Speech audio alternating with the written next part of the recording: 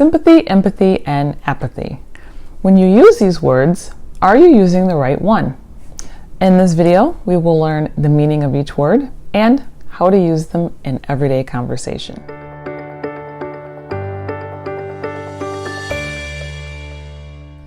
Hello everyone, welcome. I'm Bettina from Esprit English, and I'm an English teacher from America. Sympathy, empathy, and apathy are all feelings or emotions, but they are used in different situations. Sympathy is when you can understand what someone is going through.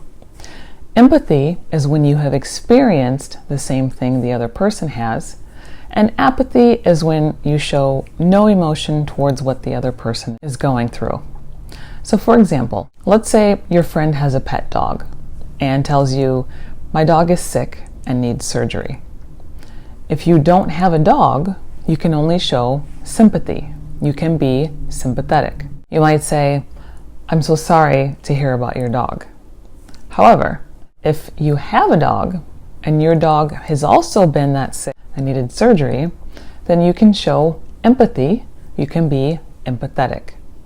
You might say, "I know how hard it is when your dog is sick," because you can relate to how the other person feels.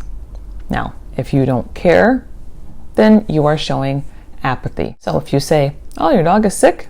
Too bad," then you are being apathetic or showing no emotion towards the situation. So to review, sympathy is when you feel sorry for someone. Empathy is when you have been in the same situation as someone else and you can relate to how they feel. And apathy is when you are showing no emotion whatsoever.